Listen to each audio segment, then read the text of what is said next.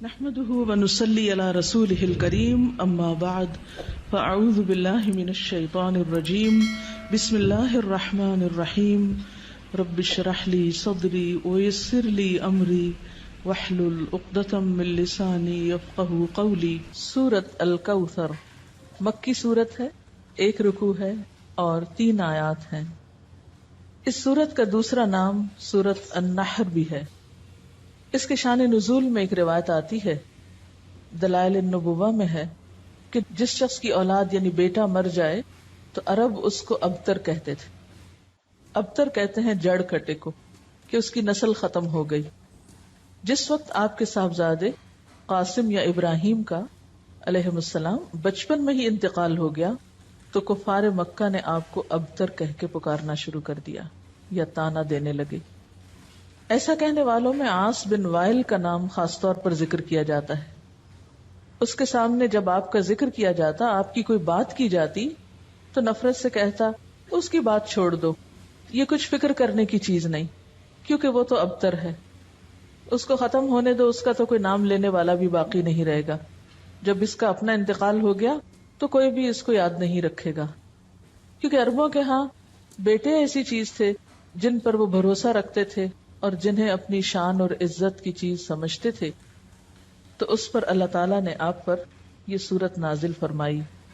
بسم اللہ الرحمن الرحیم، انا اعطیناک الکوثر، بے شک ہم نے آپ کو کوثر عطا کی۔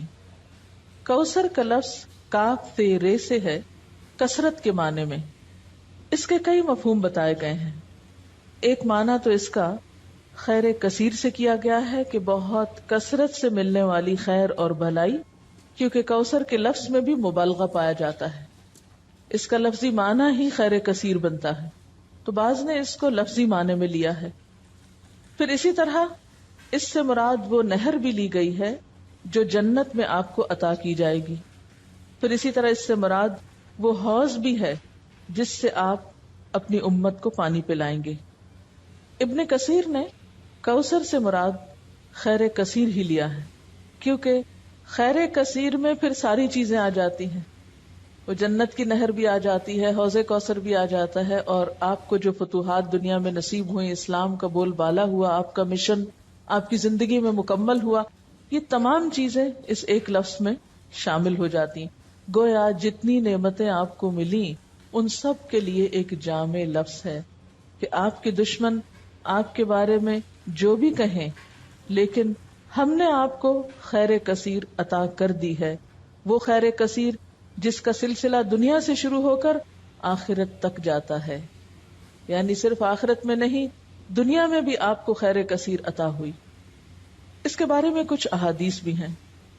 حضرت انس کہتے ہیں کہ ایک روز آپ صلی اللہ علیہ وسلم مسجد میں ہمارے درمیان تھے، اچانک آپ پر ایک قسم کی نیند یا بے ہوشی سی طاری ہوئی، پھر ہنستے ہوئے آپ نے سر مبارک اٹھایا۔ ہم نے پوچھا، اے اللہ کے رسول صلی اللہ علیہ وسلم، آپ کے ہنسنے کا سبب کیا ہے؟ آپ نے فرمایا کہ مجھ پر اس وقت ایک سورت نازل ہوئی ہے، یعنی اس سورت کے نازل ہونے پر آپ مسکرائے۔ پھر آپ نے بسم اللہ کے ساتھ یہ سورت کوثر پڑھ کر سنائی۔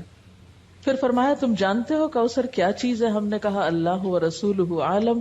آپ نے فرمایا یہ ایک نہر ہے جس کا میرے رب نے مجھ سے وعدہ فرمایا ہے، جس میں خیر کثیر ہے، اور وہ حوض ہے جس پر میری امت قیامت کے روز پانی پینے کے لیے آئے گی۔ اس کے پانی کے پینے کے برتن آسمان کے ستاروں کی تعداد میں ہوں گے۔ اس وقت بعض لوگوں کو فرشتے حوض سے ہٹا دیں گے تو میں کہوں گا میرے پروردگار یہ تو میری امت ہے۔ اللہ تعالیٰ فرمائے گا آپ نہیں جانتے کہ ان لوگوں نے آپ کے بعد کیسا دین اختیار کیا، یعنی نام آپ کا لیتے تھے لیکن طریقے آپ والے نہیں تھے۔ بہرحال اس نہر کے بارے میں معراج کے واقعے میں بھی کچھ تفصیلات ملتی ہیں۔ بخاری کی روایت ہے، آپ صلی اللہ علیہ وسلم نے معراج کے واقعے میں فرمایا، میں ایک نہر پہ پہنچا جس کے دونوں کناروں پر خولدار موتیوں کے ڈیرے لگے تھے۔ میں نے جبریل سے پوچھا یہ نہر کیا ہے؟ اس نے جواب دیا یہ کوثر ہے۔ یعنی آپ کو معراج کے سفر پر وہ نہر دکھائی گئی جس میں پانی بہ رہا تھا یا جو بھی چیز، مگر اس کے کناروں کے اوپر خولدار موتی تھے۔ سیدنا ابو عبیدہ نے حضرت عائشہ سے پوچھا کہ کوثر سے کیا مراد ہے؟ انہوں نے کہا کوثر سے ہر وہ بھلائی مراد ہے جو اللہ نے آپ کو عطا کی. ابو بشیر کہتے ہیں کہ میں نے سعید بن جبیر سے کہا، یعنی مختلف لوگ اس کے بارے میں سوال جواب کرتے رہے کہ لوگ کہتے ہیں کہ کوثر جنت میں ایک نہر کا نام ہے. سعید نے جواب دیا، جنت والی نہر بھی اس بھلائی میں داخل ہے جو اللہ نے آپ کو عطا کی ہے. گویا مختلف آراء ہیں اس بارے میں، لیکن حقیقت یہ ہے کہ اس میں وہ تمام بھلائیاں شامل ہیں جو اللہ سبحانہ وتعالی نے رسول اللہ صلی اللہ علیہ وسلم کو عطا کی. آخرت کی بھلائیوں کے علاوہ دنیا کی بھلائیاں اگر آپ دیکھیے جن کا ذکر اور پھر اس سے پہلے بھی وَالضُّحَىٰ وَاللَّيْلِ إِذَا سَجَىٰ مَا وَدَّعَكَ رَبُّكَ وَمَا قَلَىٰ وَلَلْآخِرَةُ خَيْرٌ لَكَ مِنَ الْأُولَىٰ وَلَسَوْفَ يُعْطِيكَ رَبُّكَ فَتَرْضَىٰ. تو یہ جو ہے وَلَسَوْفَ يُعْطِيكَ رَبُّكَ فَتَرْضَىٰ یہ بھی اسی خیر کثیر میں شامل ہے. پھر اسی طرح أَلَمْ نَشْرَحْ لَكَ صَدْرَكَ وَوَضَعْنَا عَنْكَ وِزْرَكَ الذي انقض ظهرك ورفعنا لك ذكرك یہ بھی خیر کثیر میں شامل ہے جو آپ صلی اللہ علیہ وسلم کو عطا ہوا. آپ کو قرآن جیسی نعمت دی گئی اور صحابہ کرام جیسے مخلص ترین ساتھی عطا ہوئے جنہوں نے اپنی جانیں قربان کر کے اس مشن کو پروان چڑھایا جو آپ اللہ کی طرف سے لے کر آئے تھے. اب بات یہ ہے کہ جب بھی کسی کو کوئی نعمت ملے تو اسے کیا کرنا چاہیے؟ اس کا حق ادا کرنا چاہیے. اور کسی نعمت کا حق کب ادا ہوتا ہے؟ جب انسان اللہ کی مرضی اور اطاعت کے کام کرتا ہے. اس لیے فرمایا فَصَلِّ لِرَبِّكَ وَانْحَرْ پس نماز پڑھیے اپنے رب کے لیے اور قربانی کیجیے. اس سے ایک بہت بڑے سوال کا جواب ملتا ہے کہ اللہ کا شکر کیسے ادا کیا جائے. آپ کو بھی خیر کثیر مل رہی ہے قرآن کی نعمت، تو اس کے شکرانے کے لیے بھی خاص نوافل پڑھنے ہیں، ٹھیک ہے، اور اس کے ساتھ صدقہ بھی کرنا ہے کیونکہ اسی طرح شکرانہ ادا کیا جاتا ہے. ایک طرف بندہ اللہ کا حق نہ بھولے اور دوسری طرف بندوں کا نہ بھولے. عام طور پر اس موقع پر خوشی منائی جاتی ہے اور پھر خوشی منانے میں سب کچھ اپنے اوپر ہی خرچ کر لیا جاتا ہے. یہ صرف چند ظاہری مخصوص چیزوں سے خوشی منانے کا تصور سامنے آتا ہے، جبکہ خوشی منانے کے کئی طریقے ہیں اور خاص طور پر محروم لوگوں کو ایسے موقعوں پہ یاد رکھنا. مسلمان کی زندگی میں تو جو بھی خوشی کا موقع آتا ہے وہ تنہا نہیں مناتا اس کو. اسی لیے چھوٹی عید ہو بڑی عید ہو دونوں میں آپ نمازیں پڑھتے ہیں، ایک میں صدقہ فطر ادا کرتے ہیں، دوسرے میں قربانی کرتے ہیں. اس کے علاوہ بھی جو بن پڑے یتیموں غریبوں مسکینوں اور ضرورت مند افراد کو دیتے ہیں. اور یہی اصول رکھیے زندگی بھر، جب بھی کوئی نعمت ملے فَصَلِّ لِرَبِّكَ اپنے رب کے لیے نماز پڑھیے، جھک جائیے، وَانْحَرْ اور قربانی کیجیے. نحر بنیادی طور پر اونٹ کی قربانی کو کہا جاتا ہے، یعنی قربانی ٹھیک ٹھاک قسم کی. اونٹ سب سے بڑا جانور ہے نا، تو اپنی حیثیت کے مطابق جو بھی اللہ توفیق دے. اسی لیے کہا جاتا ہے کہ حضرت عبداللہ بن عمر نے شاید سورۃ البقرہ کے خاتمے پر 7 اونٹ ذبح کیے تھے. عربوں کے ہاں سب سے بڑی دولت اونٹ تھی، ان کی متاع یہی تھی. اور کسی کو آنر دینا ہوتا تو اس کے آنے پر اس کی مہمانی میں اونٹ ذبح کیا کرتے تھے، مرغی بکری نہیں بلکہ اونٹ. تو اسی طرح صدقے کا جو انتہائی تصور ہے، یہ بڑی سے بڑی چیز اللہ کی راہ میں دینا ہے، وہ کیا ہے؟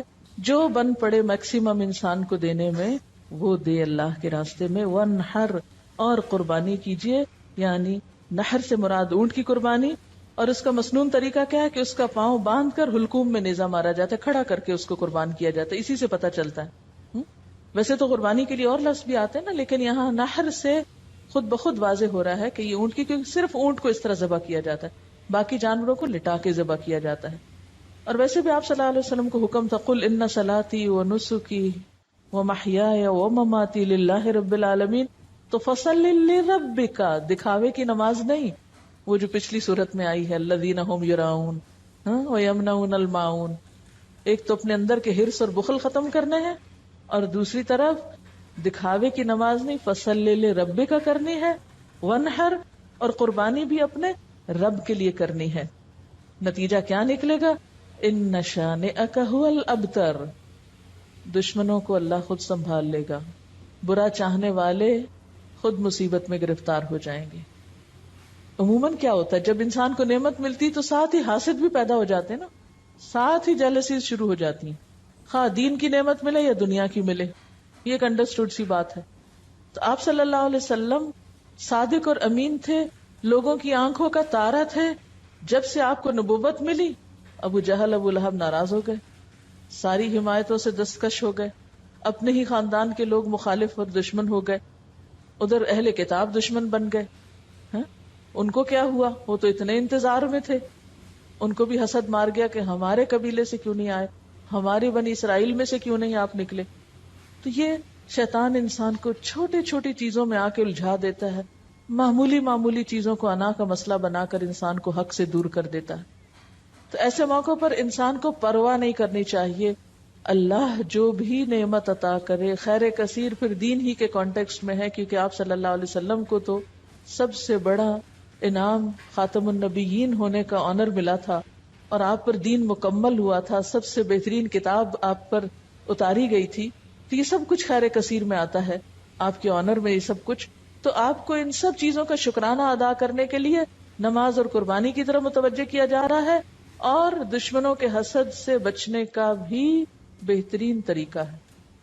جہاں دیکھیں کوئی شخص بہت مخالفت کر رہا ہے اور مخالفت کی وجہ آپ کو پتہ چل رہی ہے کہ حسد ہے، کچھ بھی نہیں اور وجہ کوئی دلیل نہیں، اس کے پاس صرف جیلس ہے، تو ایسی صورت میں کیا کریں؟ 2 نفل پڑھ کے اللہ سے مدد مانگے. کسی قسم کی پریشانی کی ضرورت نہیں، اللہ کے حضور جھک جائیں، دعا کریں. نمبر 2، صدقہ خیرات کریں. یہ 2 طریقے دنیا میں انسان کو پروٹیکٹ کرتے ہیں. وَاسْتَعِینُوا بِالصَّبْرِ وَالصَّلَاةِ، اور دوسری طرف صدقہ اللہ کے غضب کو ٹھنڈا کرتا ہے اور انسان کو آفات سے بچاتا ہے. اور نماز کے اندر پھر دعا بھی شامل ہے. ادھر سے مصیبت اتر رہی ہوتی ہے، ادھر سے دعا اٹھ رہی ہوتی ہے، جو بھاری ہو وہ دوسرے پہ غالب آ جاتی ہے. فرمایا ان شانئک ھو الابتر، تیرا دشمن جڑ کٹا ہو جائے گا، اس کا کوئی نام لیوا باقی نہ رہے گا. شان کہتے ہیں بغض رکھنے والے دشمن کو، عیب لگانے والے کو. شنآن قوم پیچھے لفظ آپ پڑھ چکے ہیں، اسی روٹ سے ہے. ایسا دشمن جو بدخواہ بھی ہو اور کینہ پرور بھی ہو، عداوت بھی رکھتا ہو، بغض بھی رکھتا ہو. اور یہ دشمنی کا تیسرا اور انتہائی درجہ ہوتا ہے. قریش مکہ آپ کے ایسے ہی دشمن بن گئے تھے. تو اس لیے آپ صلی اللہ علیہ وسلم کو تسلی دی جا رہی ہے، آپ کا نام بلند رہے گا. وَرَفَعْنَا لَكَ ذِكْرَكَ، اور آپ کے دشمن جڑ کٹے ہو جائیں گے. اور یہ حقیقت آج دیکھیں ہر نماز میں، ہر اذان میں، دنیا کے اربوں خربوں مسلمان دن میں کئی دفعہ آپ کا نام سنتے ہیں، پڑھتے ہیں، درود شریف پڑھتے ہیں آپ پر. ایک دن میں پوری دنیا کے مسلمانوں کے درود شریف کو آپ جمع کر لیں، اگر ویسے بھول بھی جائیں تو نمازوں میں ہی جو درود شریف ہے تو کتنا آپ کا نام لیا جاتا ہے، کتنا آپ کا ذکر خیر کیا جاتا ہے، کیسی کیسی آپ کی تعریف ہوتی ہے. اور یہ سلسلہ قیامت تک چلتا ہی جائے گا، بڑھتا ہی جائے گا. یعنی آپ کے دور میں جتنے لوگ آپ کا نام لینے والے تھے اس سے اب تعداد میں کتنے زیادہ ہیں جو آپ کا نام لینے والے ہیں. اور پھر قیامت کے دن بھی اللہ تعالیٰ آپ کو مقام محمود عطا کرے گا، جب ساری مخلوق کی زبان پہ آپ کی تعریف جاری ہو جائے گی. اور آپ کے دشمنوں کو کیا ہاتھ آیا؟ جب تک تاریخ کی کتاب اٹھا کے نہ دیکھیں نہیں پتا چلتا عاص بن وائل کون ہے، نہیں پتا چلتا ابو جہل کا نام کیا تھا اور ابو لہب کا نام کیا تھا اور وہ کیا کرتے تھے اور ان کا کیا معاملہ اور قصہ تھا، عام لوگوں کو نہیں پتا. اور اس کے مقابلے میں آپ صلی اللہ علیہ وسلم کا نام ہمیشہ کے لیے بلند ہو گیا. اس سے جو بات ہمیں پتہ چلتی ہے اور جو سبق سیکھنے کا ہے وہ کیا ہے کہ انسان اللہ کی نعمتوں پر نظر رکھے، پازیٹو سوچ اختیار کرے، نعمتوں کا شکرانہ ادا کرے، نعمتیں اور ملیں گی. مخالفتوں کی پرواہ نہ کرے، مخالفتیں دم توڑ جائیں گی، اس لیے کہ اللہ سبحانہ و تعالی خود حفاظت کرنے والا ہے. جو شخص اپنے رب کو منانے اور راضی رکھنے میں کامیاب ہو گیا وہ محفوظ ہو گیا. جس نے رب کا سہارا تھام لیا، جس نے اس پہ توکل کیا، جو اس کی مدد کے لائق ہو گیا، جس پر اس کا فضل ہو گیا، پھر اس کے لیے کوئی بھی پریشانی باقی نہ رہے گی انشاءاللہ. سورۃ الکافرون مکی سورت ہے، 1 رکوع ہے، 6 آیات ہیں. صحیح احادیث سے ثابت ہے کہ آپ صلی اللہ علیہ وسلم طواف کی 2 رکعتوں، فجر اور مغرب کی سنتوں میں قل یا ایھا الکافرون اور سورۃ اخلاص پڑھا کرتے تھے. اسی طرح آپ صلی اللہ علیہ وسلم نے بعض صحابہ کرام کو فرمایا کہ رات کو سوتے وقت یہ سورت پڑھ کر سو گے تو شرک سے بری قرار پاؤ گے. تو رات کو جہاں بسمک اللہم اموت و احیا پڑھتے ہیں وہاں اس سورت کو بھی پڑھا کریں. بعض روایات میں آپ کا عمل بھی بتلایا گیا ہے، یعنی آپ صلی اللہ علیہ وسلم کے پڑھنے کا طریقہ بھی پتہ چلتا ہے. حضرت عائشہ فرماتی ہیں کہ آپ صلی اللہ علیہ وسلم نے فرمایا کہ فجر کی سنتوں میں پڑھنے کے لیے 2 صورتیں بہتر ہیں، سورت کافرون اور سورت اخلاص۔ بعض صحابہ نے آپ صلی اللہ علیہ وسلم سے عرض کیا کہ ہمیں کوئی دعا بتا دیجئے جو ہم سونے سے پہلے پڑھا کریں۔ آپ نے قل یا ایھا الکافرون پڑھنے کی تلقین کی اور فرمایا کہ یہ شرک سے برات ہے، کیونکہ شرک ایسا گناہ ہے جو معاف نہیں ہوگا، تو اگر انشاءاللہ ہر روز پڑھیں گے تو اللہ تعالیٰ اس سے بچنے کی توفیق بھی دیں گے۔ حضرت جبیر بن مطعم فرماتے ہیں کہ آپ صلی اللہ علیہ وسلم نے ان سے فرمایا کیا تم یہ چاہتے ہو کہ جب سفر میں جاؤ تو وہاں تم اپنے سب رفقا سے زیادہ خوشحال اور بامراد رہو، تمہارا سامان زیادہ ہو جائے؟ انہوں نے عرض کیا بے شک میں ایسا چاہتا ہوں اے اللہ کے رسول صلی اللہ علیہ وسلم۔ آپ نے فرمایا کہ آخر قرآن کی 5 صورتیں کافرون، نصر، اخلاص، فلق اور ناس پڑھا کرو، یعنی سفر کے موقع پر بھی پڑھا کرو۔ ہر سورت کو بسم اللہ سے شروع کرو اور بسم اللہ ہی پر ختم کرو، یعنی اگلی سورت سے پہلے پھر پڑھو۔ حضرت جبیر کہتے ہیں کہ اس کے بعد میرا حال یہ تھا کہ سفر میں اپنے 2 ساتھیوں کے مقابلے میں خستہ حال ہوتا تھا۔ آپ کی اس تعلیم پر عمل کرنے کے بعد میں سب سے اچھے حال میں رہنے لگا۔ ایک مرتبہ آپ صلی اللہ علیہ وسلم کو بچھو نے کاٹ لیا، تو آپ نے پانی اور نمک منگوایا، اور یہ پانی یعنی پانی میں نمک ڈال کے یہ پانی کاٹنے کی جگہ لگاتے تھے اور قل یا ایھا الکافرون اور قل اعوذ برب الفلق اور قل اعوذ برب الناس پڑھتے جاتے تھے، یعنی اس صورت سے دم بھی کیا جا سکتا ہے۔ اب اس صورت کا شان نزول کیا ہے؟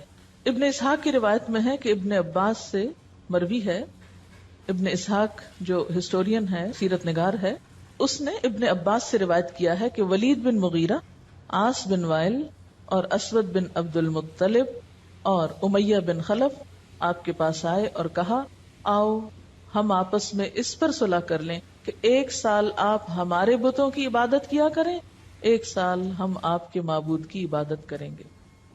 اسی طرح ابن عباس سے روایت ہے کہ کفار مکہ نے باہمی مصالحت کے لیے یہ صورت پیدا کی تھی، اور جھگڑا ختم کریں، 1 سال تمہارا 1 ہمارا، اور یہ بھی کہا تھا کہ آپ ہمارے بتوں میں سے بعض کو صرف ہاتھ لگا دیں، ٹچ کر دیں، تو ہم آپ کی تصدیق کرنے لگیں گے، یعنی ایک دفعہ آپ ان پہ شفقت کا ہاتھ پھیر دیں تو پھر ہم کیا کریں گے؟ آپ کے معبود کی عبادت شروع کر دیں۔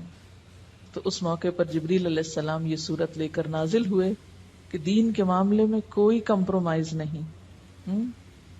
بسم اللہ الرحمن الرحیم، قل یا ایھا الکافرون، کہہ دیجئے اے کافرو۔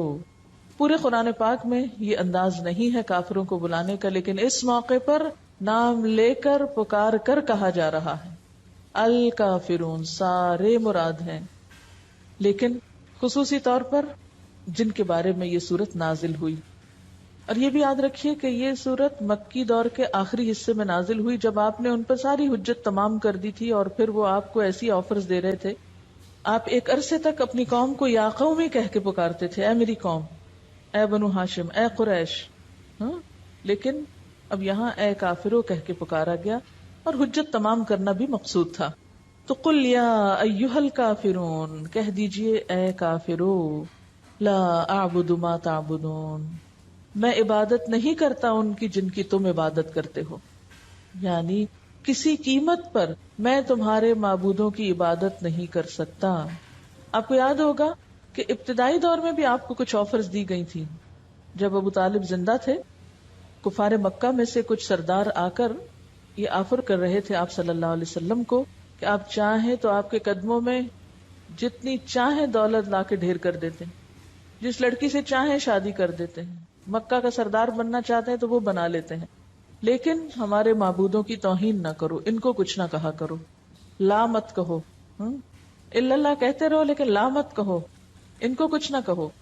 لیکن آپ صلی اللہ علیہ وسلم نے ان میں سے کسی بات کو تسلیم نہیں کیا۔ اس سے یہ بات پتہ چلتی ہے کہ دین کا کام اس وقت تک ہو نہیں سکتا جب تک انسان اپنی بات کا پکا نہ ہو۔ دین کے اصولوں پہ کمپرومائز نہیں کیا جا سکتا۔ اچھا، ہمارا عام طور پر حال کیا ہوتا ہے؟ بعض اوقات ہم دوسرے کا دل رکھنے کے لیے اس کی غلط باتیں لے لیتے ہیں۔ ہم کہتے ہیں چلو پہلے اس کو مانوس کر لیں، کچھ غلط کام ان جیسے کر لیں، اور پھر اس کے بعد ہم ان کو سمجھا لیں گے۔ یہ طریقہ درست نہیں ہوتا۔ مثلا کوئی شراب پی رہا تو آپ کے چلو میں اس کا دل رکھنے کو تھوڑی سی پی لوں، پھر اس کے بعد اس کو تبلیغ کر کے سمجھا دوں گی کہ یہ حرام ہے، پہلے ذرا میں کمپنی تو دوں اس کو۔ یہ نہیں ہو سکتا، اس لیے کہ جب آپ کا اپنا عمل غلط ہوگا تو آپ دوسرے کو کس منہ سے منع کریں گے؟ آپ کی کون سنے گا پھر؟ اصل بات یہ ہے کہ باطل دوئی پرست ہے، حق لا شریک ہے. شعر ہے اصل میں. باطل دوئی پرست، دوئی پسند یعنی کہ اس میں بے وفائی ہے، بہت سارے بت ہیں. حق لا شریک ہے. حق کی خوبی کیا ہے کہ اس میں بس ایک الہ ہے، دی اونلی ون. شرکت میانہ حق کو باطل نہ کر قبول. ہمیں کیا حکم ہے کہ کچھ باطل کی چیزیں، کچھ حق کی چیزیں، کچھ ملغوبہ سا دین بنا کے وہ اختیار کر لو، یہ نہیں کرنا. روشنی روشنی ہے، اندھیرا اندھیرا ہے، حق حق ہے، باطل باطل ہے. اس لیے دین کے معاملے میں کمپرومائز نہیں کرنا، سمجھوتے نہیں کرنے، اصول پر قائم رہنا ہے، استقامت اختیار کرنی ہے. اور خصوصاً عقیدے کے معاملے میں، توحید کے معاملے میں کسی قسم کی کوئی مداہنت نہیں برتنی. قل یا ایھا الکافرون لا اعبد ما تعبدون، میں نہیں عبادت کرتا جن کی تم عبادت کرتے ہو. ولا انتم عابدون ما اعبد، اور نہ تم عبادت کرنے والے ہو جس کی میں عبادت کرتا ہوں. ولا انا، اور نہ میں عابد عبادت کرنے والا ہوں، ما عبدتم جن کی تم نے عبادت کی. اب دیکھیے یہاں ایک دفعہ مضارع کا صیغہ ہے اور دوسری دفعہ فاعل کے وزن پر آ رہا ہے. ایک دفعہ عابدو ہے، دوسری دفعہ عابدن ہے. یعنی نہ کی ہے، نہ کروں گا، اور نہ کرنے والا ہوں. مجھ سے تم پوری طرح مایوس ہو جاؤ، یہ نہیں ہو سکتا. یعنی ایک ہی بات کو مختلف انداز میں کہا گیا ہے، مختلف پیرایوں میں بیان کیا گیا ہے کہ ہر طرح کا شک دور کر لو. کسی بھی شکل میں، کسی بھی طور پر کوئی کمپرومائز نہیں ہو سکتا. ولا انا عابد ما عبدتم ولا انتم عابدون ما اعبد، اور نہ تم عبادت کرنے والے ہو جس کی میں عبادت کرتا ہوں. لکم دینکم ولی دین، تمہارے لیے تمہارا دین اور میرے لیے میرا دین. جیسے ایک اور جگہ پر آتا ہے نا، لنا اعمالنا ولکم اعمالکم، کیونکہ یہ دو راستے اکٹھے نہیں ہو سکتے، ایک جیسے نہیں. یہ دو نظریے جمع نہیں ہو سکتے. وما امروا الا ليعبدوا الله مخلصین لہ الدین، وہاں تو اللہ کے سوا کسی کی عبادت کا بھی حکم نہیں، خواہ وہ ریاکاری ہی کی قسم کیوں نہ ہو. اس لیے کہ دونوں کی سوچ فرق، دونوں کا طرز زندگی فرق، دونوں کا انجام فرق. یہ کہاں اکٹھے ہو سکتے ہیں؟ یہ تو زمین اور آسمان ہے، یہ تو مشرق و مغرب جتنی دوری رکھتے ہیں آپس میں. دونوں ایک دوسرے کے بالکل اپوزٹ ہیں. بسم اللہ الرحمن الرحیم. قل یا ایھا الکافرون لا اعبد ما تعبدون ولا انتم عابدون ما اعبد ولا انا عابد ما عبدتم ولا انتم عابدون ما اعبد لکم دینکم ولی دین. پاک اور ناپاک ایک جیسے نہیں ہوتے، مسلم اور مجرم فرق ہوتے ہیں. دین پڑھے ہوئے اور نہ پڑھے ہوئوں کی زندگی مختلف ہوا کرتی ہے. جاننے والے اور نہ جاننے والے برابر نہیں ہوتے. نیکی اور برائی ایک نہیں ہوتی. افنجعل المسلمین کالمجرمین ما لکم کیف تحکمون. اس لیے قرآن پڑھنے کے بعد وہ میزان ہاتھ آتی ہے، وہ معیار ہاتھ آتا ہے جو نہ پڑھنے والوں کے پاس نہیں ہوتا.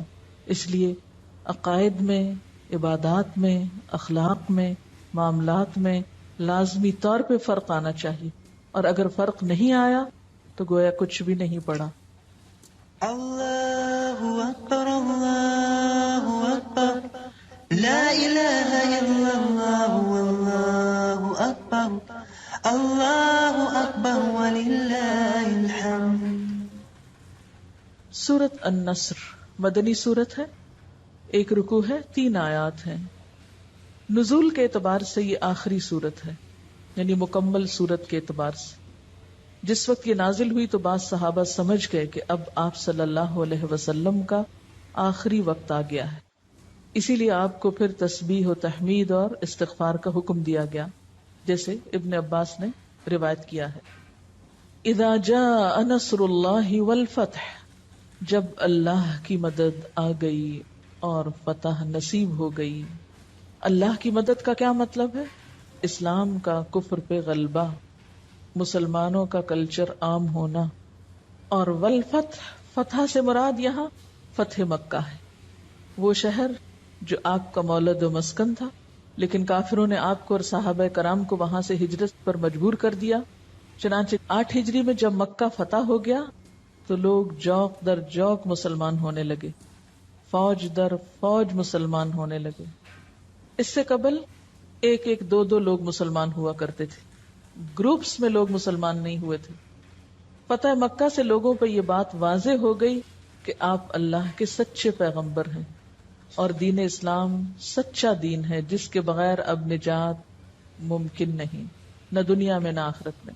اس لیے اذا جاء نصر اللہ والفتح، جب اللہ کی مدد آ گئی اور فتح نصیب ہو گئی، جس کا ذکر پیچھے کیا گیا تھا. وَأُخْرَى تُحِبُّونَهَا نَصْرٌ مِّنَ اللَّهِ وَفَتْحٌ قَرِيبٌ، جس فتح قریب کا وعدہ کیا گیا تھا وہ فتح مبین، فتح مکہ کی شکل میں نصیب ہو گئی. وَرَأَيْتَ النَّاسَ يَدْخُلُونَ فِي دِينِ اللَّهِ أَفْوَاجًا، اور تم نے دیکھا لوگوں کو کہ اللہ کے دین میں فوج در فوج داخل ہونے لگے، یعنی بہت بڑی تعداد لوگوں کی مسلمان ہو گئی. کہتے ہیں کہ صرف یمن سے 700 لوگ مسلمان ہو کے آپ کے پاس پہنچے. اتنی بڑی بڑی تعداد میں اکٹھے مسلمان ہوئے جو راستے میں اذانیں دیتے ہوئے اور قرآن پڑھتے ہوئے آ رہے تھے، یعنی اسلام میں داخل ہونے کے بعد. تو ایسی نعمت جب نصیب ہو فسبح بحمد ربک، تو تسبیح کرو اپنے رب کی حمد کے ساتھ. یعنی اب فریضہ رسالت دین ادا ہو گیا، جو ذمہ داری تھی پوری ہو گئی، لہٰذا اب اللہ کی تعریف اور پاکی بیان کی جائے. واستغفر، اور خوب استغفار کی جائے. انہ کانا توابا، بے شک وہ توبہ قبول کرنے والا ہے. کہتے ہیں کہ اس سورت کے نازل ہونے کے بعد آپ صلی اللہ علیہ وسلم جب کوئی نماز پڑھتے تو یہ دعا کرتے، سبحانک ربنا وبحمدک اللہم اغفر لی، یعنی استغفار اور تسبیح دونوں کو ملا کر پڑھا کرتے تھے، خصوصاً سجدے میں. یہ سجدے کی دعا بھی ہے نا. اور اس کے علاوہ اٹھتے بیٹھتے آتے جاتے یہ دعا پڑھتے تھے، سبحان اللہ وبحمدہ استغفر اللہ واتوب الیہ. اور پھر حضرت ابو ہریرہ فرماتے ہیں کہ اس سورت کے نزول کے بعد آپ نے عبادت میں بڑا مجاہدہ فرمایا، یہاں تک کہ آپ کے پاؤں سوج جایا کرتے تھے. جیسے پیچھے بھی آپ کو کہا گیا تھا نا کہ وَإِذَا فَرَغْتَ فَانْصَبْ وَإِلَىٰ رَبِّكَ فَارْغَب، جب آپ اس کام سے فارغ ہوئے، اپنی ذمہ داری پوری کر لی، تو آپ پھر اپنے آپ کو عبادت کے لیے تھکاتے تھے. سبحانک اللہم وبحمدک اشہد ان لا الہ الا انت استغفرک واتوب الیک. السلام علیکم ورحمۃ اللہ وبرکاتہ.